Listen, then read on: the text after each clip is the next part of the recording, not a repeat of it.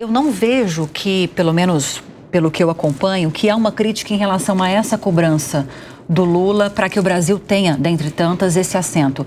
A crítica é em relação a outras pautas, inclusive de todas as pautas levantadas por ele nesse discurso, foi a mais defendida pelos jornalistas que eu acompanho, assim, sabe? A cobrança de um assento. Muito se criticou sobre o fato de ele defender mudanças drásticas nas políticas de combate às mudanças climáticas, porque pouco se faz aqui dentro do Brasil, outras críticas também em relação a outros assuntos. Igualdade de gênero, cobrando igualdade de gênero em cargos de escalão mais alto dentro da ONU, se dentro do governo dele não há essa diversificação que ele havia prometido na época da campanha. A crítica que eu vi foi mais direcionada para isso. Então talvez não a imprensa, mas a opinião pública. Pode ser. A gente vê talvez os opositores falando, isso sem dúvida. Ah não, os opositores... Como se não fosse algo de interesse ao país, né? Sim. E assim, isso... Um ponto assim que eu vejo muito interessante é o seguinte, na Assembleia Geral da ONU, tudo que o presidente faz, o líder que discursa enquanto chefe da nação, tudo que ele faz, qualquer palavra do discurso é importante. Qualquer gesto que ele faz é importante. Como o professor falou, é o momento mais importante da diplomacia. Então, um exemplo. No discurso, ele não usa o termo genocídio para falar de Israel, que ele tinha usado recentemente. Holocausto, ele tinha usado. Então, ele não usou agora, que é justamente uma forma de dialogar com o Estado de Israel, de quem ele é um crítico. Ao mesmo tempo, a representação de Israel que estava na Assembleia não aplaudiu o presidente em momento algum. Esse gesto não é qualquer coisa, significa muito. Então, qualquer palavra que ele use, qualquer gesto, tudo isso é importante. Então, assim, fazendo um balanço do discurso como um todo, eu acho que foi positivo, embora eu concorde com você que é muito difícil ele falar da importância de um país sustentável no momento em que o Brasil está passando por essas questões todas. Mas é importante falar, né? Mas tem que falar, mas é que assim, pega mal, né? Porque o governo não conseguiu contornar da maneira correta, isso é inegável. O Ministério do Meio Ambiente, enfim, não conseguiu contornar da maneira correta as queimadas agora, pelo menos por enquanto. A crítica que eu vi foi muito direcionada nesse sentido, tanto é que eu mencionei isso agora há pouco. Dúvida se o Ministério foi tão ineficiente ou a divulgação foi muito mais eficiente. Em que sentido? Esclareço. Por exemplo, você fala com o meu sogro, ele vai falar para você assim, olha, não existia corrupção na época da ditadura.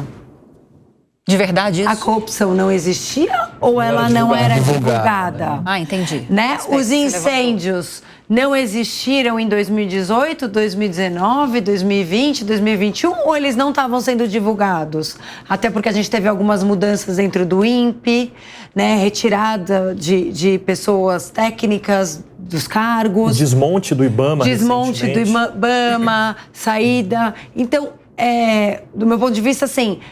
Não estou assim falando que o Ministério está atuando, né, de uma forma... Exato, né? Não é que está sendo brilhante. Mas me parece que a gente está tendo uma reação muito ampla sobre algo que aconteceu. Eu lembro em 2018 do céu de São Paulo ficar preto por causa das fumaças que estavam acontecendo na Amazônia. Eu lembro disso. Eu lembro de ter chuva preta, né? Então, assim, eu pessoalmente tenho essa memória... Mas não se falava. O que é pior ainda, Natália, porque se esse é um problema, nós somos muito dependentes dos dados. E os dados disponíveis para nós mostram que realmente nesse ano a situação está catastrófica, com base nesses dados.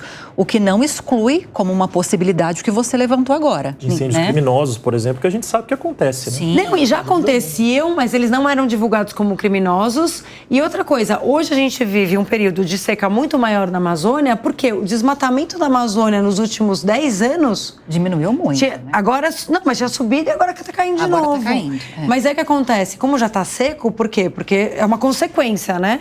Eu vou desmatando, vai piorando o clima, não sei, é uma coisa assim... Nossa, se... Vai escalando. Se a realidade for essa, é pior ainda. Ou seja, talvez a população não tenha tido acesso a esses dados, né? Mas os governos com certeza tiveram.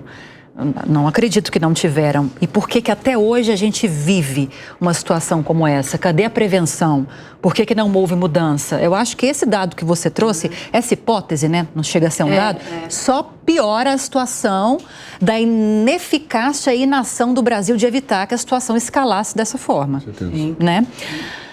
Voltando a falar da questão dos integrantes aí do Conselho de Segurança da ONU que tem poder de voto 5 e dessa possibilidade, Luiz, de Brasil, uma possibilidade, porque nessa semana o Macron defendeu, a gente está falando de uma coisa assim, no campo da defesa, né, da retórica, defendeu a entrada de Brasil, Japão e Alemanha. O Brasil, até porque há uma tentativa, e eu quero ouvi-los depois se é uma tentativa frustrada ou não, do atual presidente Lula, principalmente, mas do Brasil como Estado também, de representar a América do Sul. Ser um representante do Sul global, não só da América do Sul também. A entrada de Brasil nesse grupo privilegiado seria importante porque ele é o principal, o mais importante representante desses países do Sul global hoje em dia. Como você vê essa questão?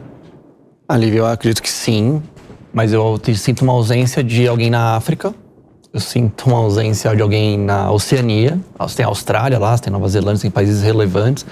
Então, na verdade, eu vou mais na linha do Gustavo, você tem que reformular de uma maneira mais ampla. Isso me lembra o acordo de Bretton Woods, que foi o precursor da OMC. Ele não funcionou por 50 anos. Por quê?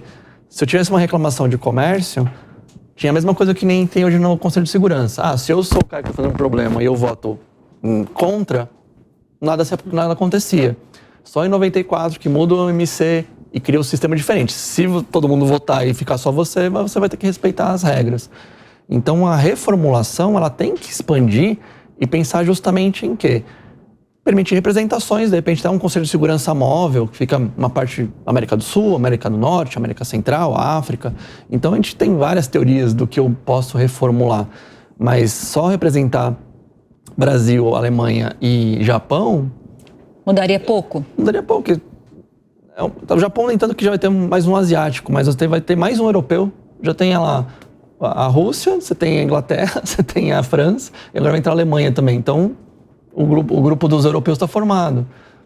Então, tem essa ausência, falta isso. A gente tem que realmente rediscutir o que é as Nações Unidas num nível mais global, que nem se fez na OMC. A OMC hoje só funciona porque você mudou a forma dela.